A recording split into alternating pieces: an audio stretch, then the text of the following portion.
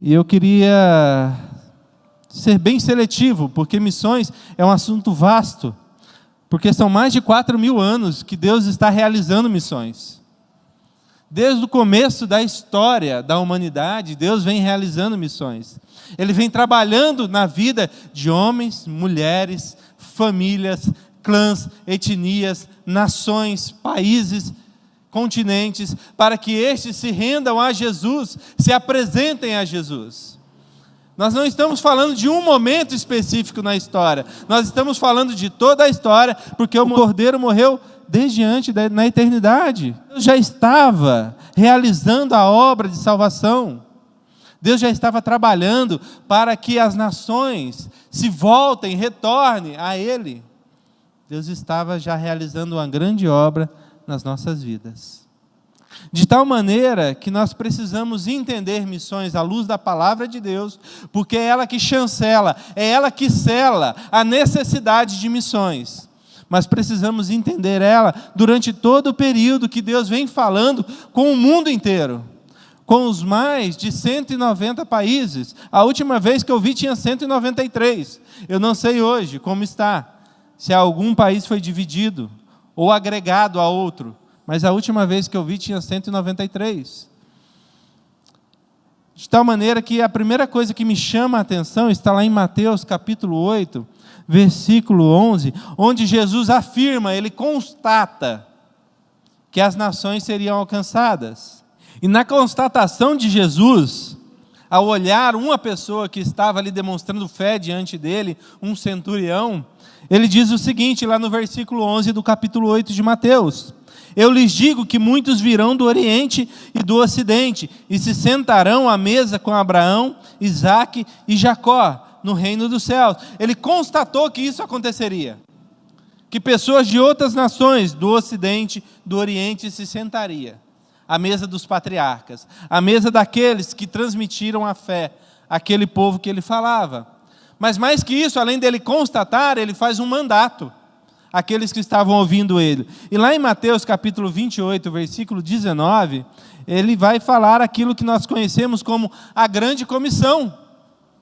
Ele vai afirmar que aqueles discípulos de Jesus, aqueles que conhecem Jesus, precisam realizar algo durante as suas vidas, precisam ter um propósito claro estabelecido em suas vidas, e precisam trabalhar para que isso aconteça.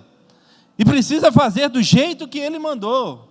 Porque ele diz assim: portanto, vão e façam discípulos de todas as nações, batizando-os em nome do Pai, do Filho e do Espírito Santo, ensinando-os a obedecer a tudo o que lhes tenho ordenado, ou tudo o que lhes ordenei, e eu estarei sempre com vocês até o fim dos tempos. Nós temos primeiramente que olhar para a palavra de Deus e reafirmar, nós temos uma ordem clara de Jesus. Nós temos uma afirmação clara de que Ele deseja as nações e de que Ele deseja usar os seus discípulos para que as nações sejam alcançadas. Nós não podemos nos esquecer disso de forma alguma. Porque o que sobra, se nos esquecermos da ordem de Jesus, da palavra de Jesus, é nossas próprias ordens, nossos próprios desejos, nossos próprios anseios. E nos esquecemos do que precisamos realizar, do que temos que fazer realmente aqui nessa terra. Que bom que nós temos uma abertura de missões mundiais. Que bom que nós temos temas, nós temos música, nós temos esse lembrete especial para nos dizer, nós precisamos nos voltar para aquilo que nós conhecemos como primeiro amor e praticar a ordem de Jesus de ganhar as nações. Não ficarmos satisfeitos com o que temos, nós temos que ser um povo em constante insatisfação quando o assunto é evangelizar, quando o assunto é alcançar os povos, quando o assunto é pregar o evangelho, quando o assunto é conversões, quando o assunto é salvação. Não dá para ficar satisfeito. Se a célula hoje tem 30, amanhã ela tem que ter 60.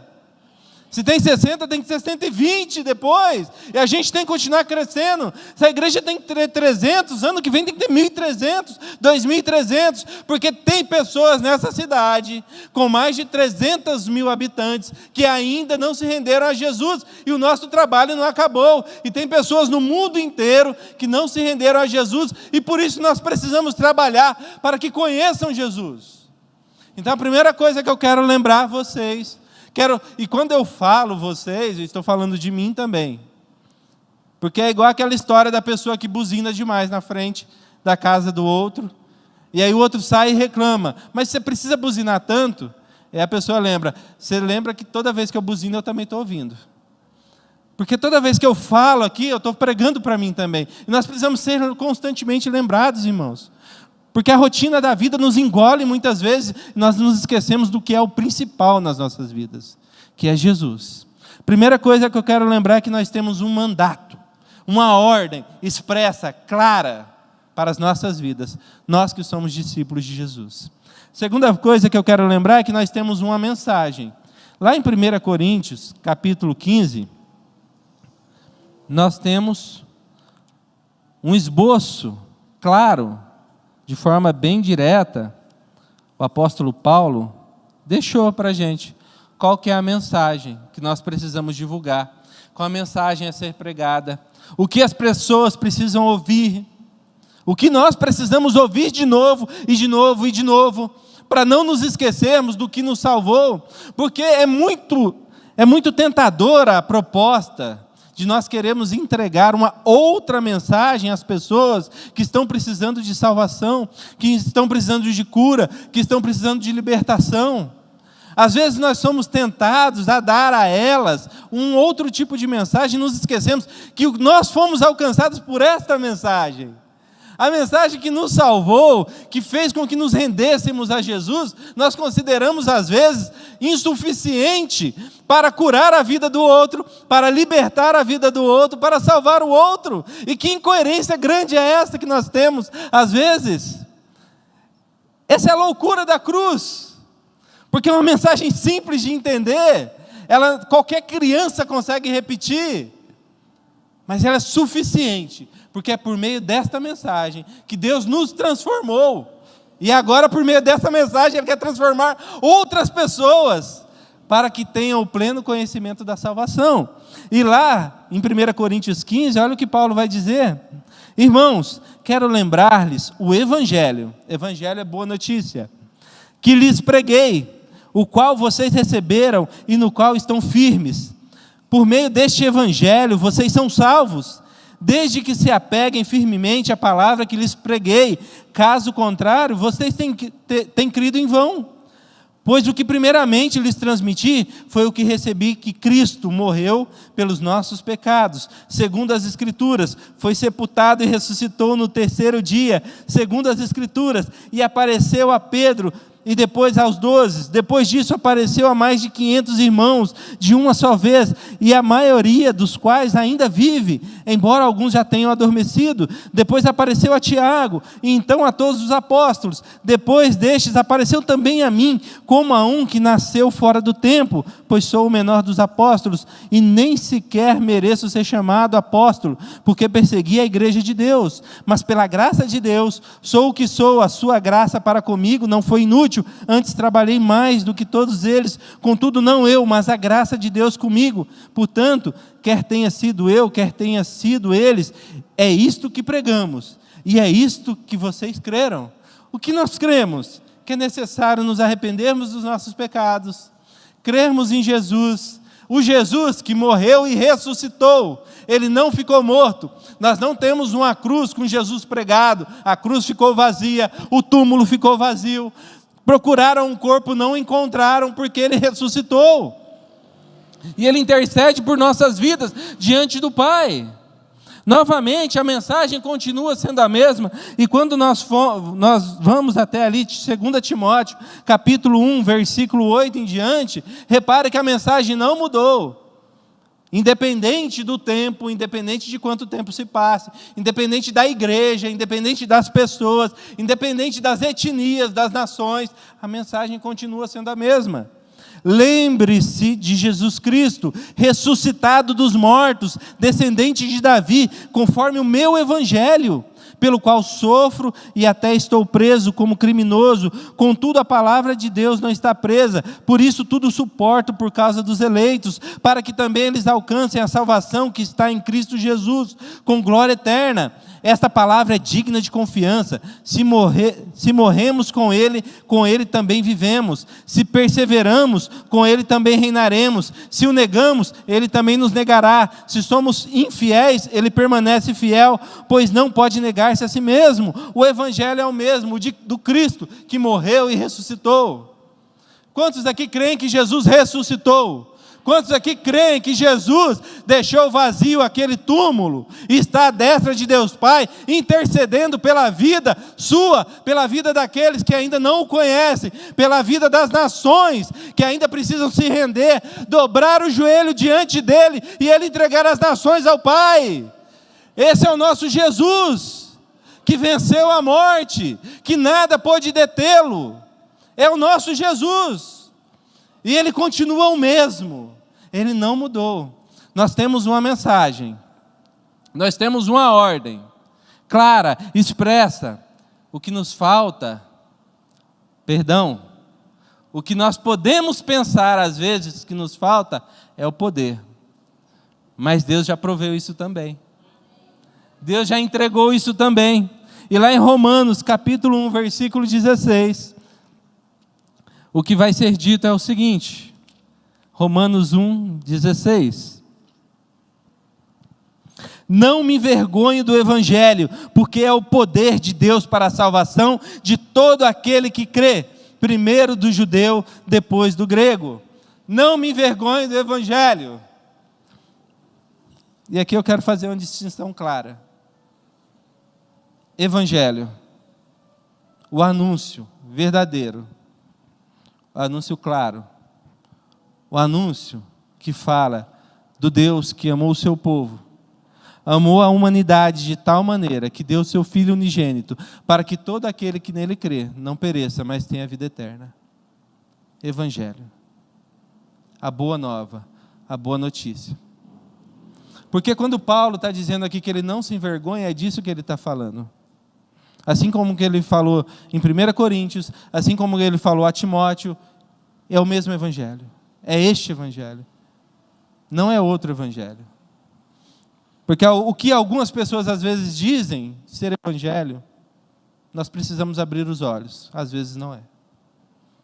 Algumas pessoas têm chamado de Evangelho aquilo que não é Evangelho.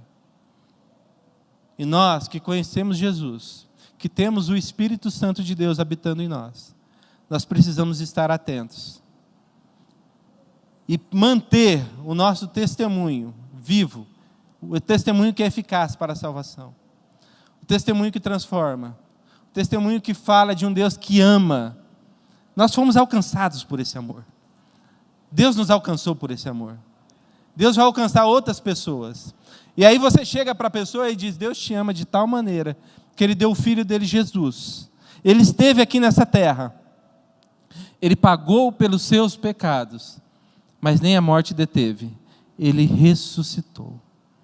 E esse é o poder que nós temos para conduzir pessoas a Cristo, conduzir pessoas a Deus, conduzir pessoas aos céus, saquear o inferno, trazer paz a essa terra, trazer novidade de vida a essa terra, por meio desta mensagem, por meio deste poder. Nós podemos mudar, transformar. Deus nos usa como ferramentas para transformar a sociedade e transformar as nações. Capítulo 1 de Atos, versículo 8, vai dizer que recebereis poder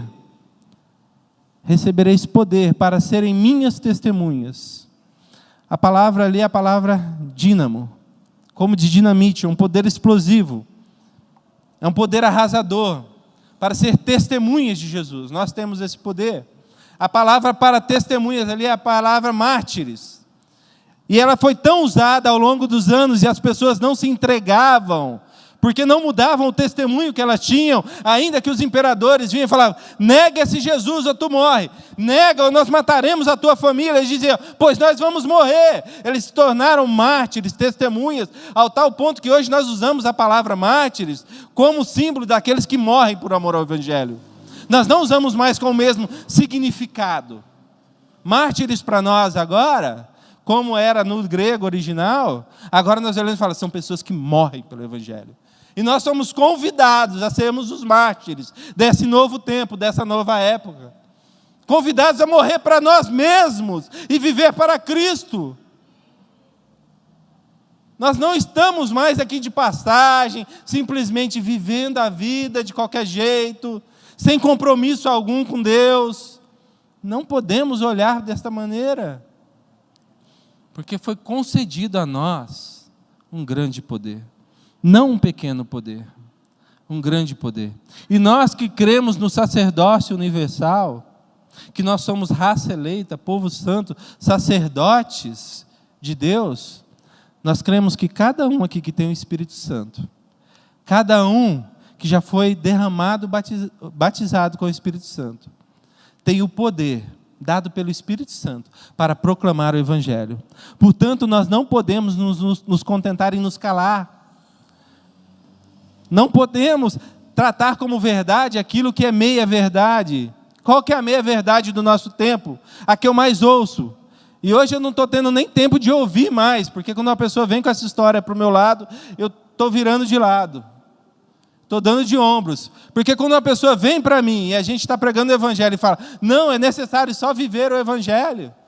Aí se der tempo você prega. É mentira de Satanás esse negócio.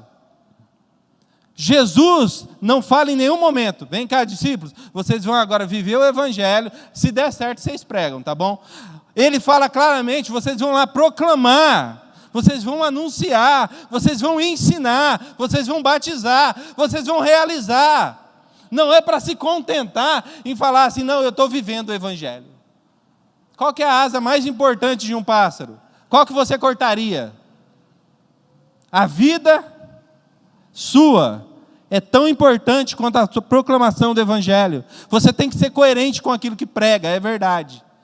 Mas você não pode se calar, de maneira alguma. Você pode se contentar em ficar quieto. Porque nós fomos vocacionados a pregar o Evangelho a todas as nações, a todos os lugares, a todos os povos, sem fazer distinção de pessoas. De tal maneira que nós temos uma ordem clara, uma mensagem clara e um poder claro, específico, dito em nós, que age através de nós, para ganharmos as nações. Não podemos nos contentar com menos que isso. Pastor, o mundo está perdido, guerras acontecendo, tudo em dificuldade, ninguém deseja. Você também não desejava, até que Jesus Cristo entrou na sua vida e te transformou por inteiro, e quebrantou o seu coração, e transformou o seu coração de pedra num coração de carne, e gravou as leis dele no seu coração. E agora esse amor que te alcançou é o mesmo que vai alcançar aqueles que você acha difícil. Mas para isso, abra a tua boca, viva o Evangelho, tenha compaixão realmente. Precisamos nos atentar a isso. Pastor, agora que eu sei que tem um mandato, eu tenho uma ordem, que tem uma mensagem, agora que eu sei que eu estou revestido com o poder do Espírito Santo para levar essa mensagem, me explica um pouquinho mais como a gente vai fazer isso. Eu evoco a pessoa que começou essa história. Lá em Gênesis 12, capítulo 1. Gênesis 12, comecinho da sua Bíblia. E do versículo 1 ao versículo 4, é dito o seguinte: então o Senhor disse a Abraão: sai da tua terra, do meio dos seus parentes e da casa de seu pai, e vá para a terra que eu lhe mostrarei. Farei de você um grande povo e o abençoarei. Tornarei famoso o seu nome e você será uma bênção. Abençoarei os que o abençoarem e amaldiçoarei os que o amaldiçoarem. Por meio de você, todos os povos da terra serão abençoados. Amém? Quantas pessoas você abençoou essa semana? Quantas pessoas você pregou o Evangelho para ela essa semana? Quantas pessoas você doou ofertou, pôs a mão no bolso para que o evangelho chegasse a essa pessoa, para que a compaixão chegasse a essa pessoa, para que o amor de Jesus chegasse a essa pessoa? Quantas pessoas precisaram de um conselho e você foi até ela para dar esse conselho? Precisaram de uma visita e você chegou a essa pessoa? Porque você vai ser abençoado por Deus. E o Deus que vai te abençoar, Ele diz o seguinte: e vocês também abençoarão. Você será uma bênção. A linha de cima funciona com a linha de baixo. Recebemos as bênçãos de Deus, doamos as bênçãos de Deus. É como uma fonte que não seca, vai entrando e vai saindo. E nós vamos matando a sede daqueles que precisam. Se o irmão João me traz um copo d'água aqui, em seguida ele pega e me traz outro, 2 copos d'água, e o pastor Geraldo fala: eu estou com sede, eu posso pegar o copo d'água e levar para ele. Se Deus te abençoa com mais do que aquilo que você precisa, você pode fazer chegar até quem precisa. Você pode alcançar as pessoas, e nesse sentido, a salvação chegou até nós. A salvação chegou de forma completa. Os nossos pecados foram perdoados, eles foram lançados no mais profundo mar, e Deus não se lembra dos nossos passados, dos pecados feitos na ignorância, e nós temos perdão completo, total, justificados por Deus, e agora nós podemos estender esse perdão, essa salvação a todas as pessoas que conhecemos. Não podemos ser avarentos nesse sentido, e não podemos reter essa bênção, e não podemos guardar para nós. Como Deus tem nos abençoado, nós precisamos abençoar, porque foi isso que transformou as nossas vidas. E eu chego em Gênesis capítulo 4 ainda, querendo falar agora de uma forma prática do nosso dia a dia, querendo direcionar. A primeira coisa que nós sabemos, temos uma ordem de Deus, temos uma mensagem, temos o poder do Espírito Santo. Nós somos abençoados e agora nós vamos abençoar, amém? Nós vamos, queremos estender as bênçãos que recebemos a outros. Agora o que temos ali em Gênesis 4, e eu vou ler somente o versículo de número 9, e apenas o versículo de número 9, é a ação de muitos seres humanos. É uma constatação que eu faço aqui. Diz assim: então o Senhor perguntou a Caim: onde está o seu irmão Abel? Respondeu ele: eu não sei. Sou eu o responsável por meu irmão? A constatação de Caim, vivendo para si mesmo, distante da vontade de Deus, vivendo em pecado, tendo matado o seu irmão, tendo aniquilado o irmão dele da vida dele. A constatação de Caim, que permitiu que o pecado invadisse o coração dele, que permitiu que o pecado que estava à porta entrasse na casa dele, entrasse no coração dele. A constatação dele foi: eu por acaso sou responsável pelo meu irmão? Eu vou contar a história de José para vocês. José era um brasileiro como todos os outros. José trabalhava, José estudava, José era um bom homem. Mas mesmo sendo um bom homem, um dia ele entrou numa igreja como essa, como a KDV. E o pastor Geraldo pregou uma mensagem, e o José se rendeu a Cristo naquele dia. E José sentiu o desejo de pregar o evangelho a outras nações. A igreja deu todo apoio, a igreja ficou feliz, a igreja agradeceu a Deus, porque Deus mandou um missionário para a igreja. Conversamos com as outras igrejas, e José começou a estudar mais, se aprofundar mais no evangelho, e José teve que mudar algumas coisas na vida dele, porque ele entendeu que a mensagem que ele tinha que levar era na Arábia, e aí ele teve que aprender uma língua diferente, ele teve que juntar dinheiro para passagem, ele teve que começar a se vestir diferente, ele teve que deixar os pais dele aqui e ir sozinho. E o José foi lá trabalhar com todas essas dificuldades, pregar o evangelho. E o José fazendo isso com muito amor, com muito carinho, mudando tudo aquilo que ele era por amor ao evangelho, ele continuou lá labutando. E ele trabalhou 1 ano, 2 anos, 3 anos. E José começou a se ver em dificuldades. Lhe faltou o trabalho, e as ofertas que deveriam chegar para atendê-lo também pararam de chegar. Depois de 3 anos, as pessoas esqueceram do José. E José agora, com família lá também, já tinha formado família, começou a ver o prato da sua filhinha de 2 anos vazio. Ele começou a passar dificuldades. O José se entregou em oração e chorava e clamava a Deus, dizendo a Deus: Deus, eu sei que o Senhor me mandou aqui para pregar o Evangelho, para falar do seu amor para essas pessoas. Traz o sustento que eu preciso. Assim como José, muitas pessoas passam por isso, irmãos. Muitos missionários. Tem um monte de José que as igrejas olham para eles e falam: eu não sou responsável pelo meu irmão. Eu não sou responsável pelo José. Eu acho lindo o que José fez. Mudar o modo de se vestir, aprender uma nova língua, ter a coragem de ir. Eu acho isso tudo muito lindo. Mas eu não sou responsável pelo José. É triste, mas é verdade. Tem um monte de José nos campos missionários, precisando de um prato de comida, porque a oferta não chegou lá ainda. Porque aquilo que Deus mandou a gente fazer, a gente não fez ainda.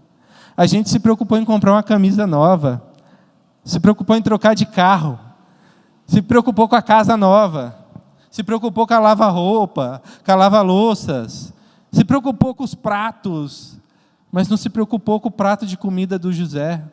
A gente acha lindo o Anatoly estar lá na Ucrânia agora, não ter saído, ter continuado lá. A gente acha lindo o missionário Anatoly estar lá.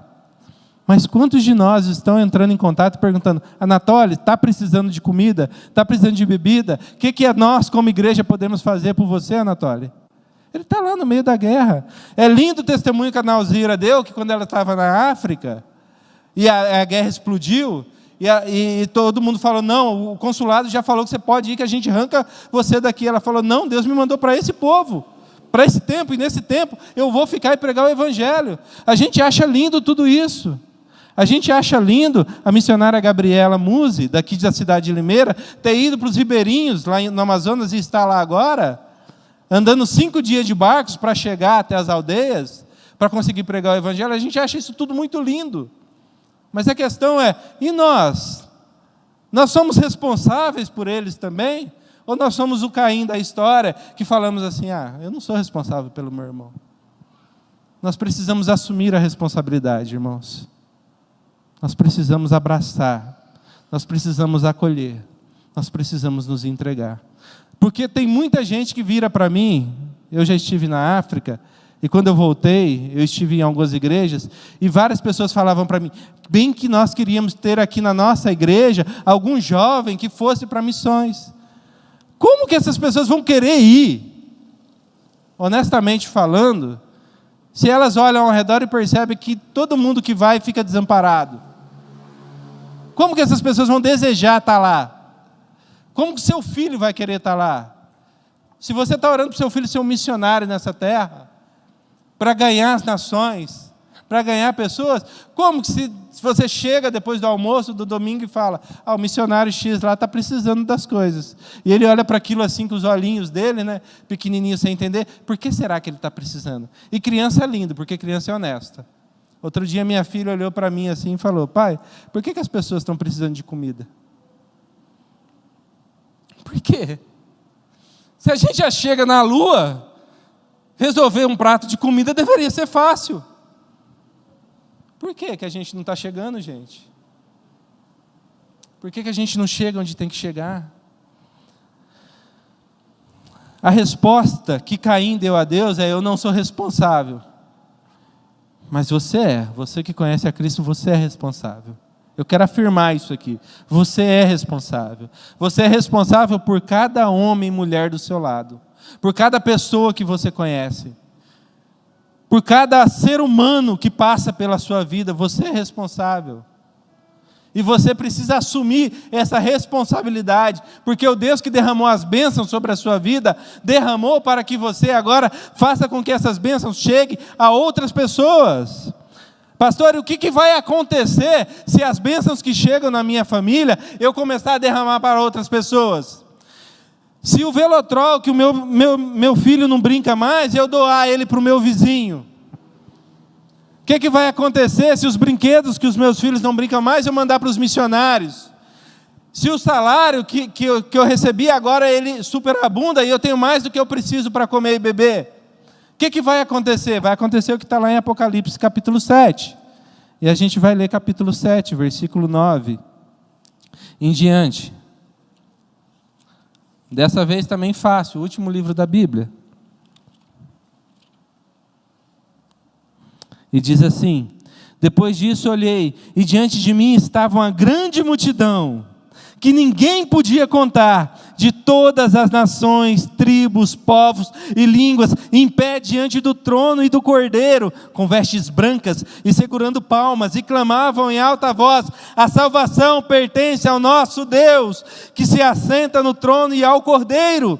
Todos os anjos estavam em pé ao redor do trono, dos anciãos e dos 4 seres viventes. Eles se prostraram com o rosto em terra diante do trono e adoraram a Deus, dizendo: amém, louvor e glória, sabedoria, ação de graças, honra, poder e honra sejam ao nosso Deus para todos sempre. Amém. Então um dos anciãos me perguntou: quem são estes que estão vestidos de branco? De onde vieram? Respondi: Senhor, tu sabes. E ele disse: estes são os que vieram da grande tribulação e lavaram as suas vestes e alvejaram no sangue do Cordeiro. Por isso eles estão diante do trono de Deus e o servem dia e noite em seu santuário. E aquele que está sentado no trono estenderá sobre eles o seu tabernáculo. Nunca mais terão fome, nunca mais terão sede, não os afligirá o sol nem qualquer calor abrasador, pois o Cordeiro que está no centro do trono será o seu pastor. Ele os guiará às fontes de água viva, e Deus enxugará dos seus olhos toda lágrima.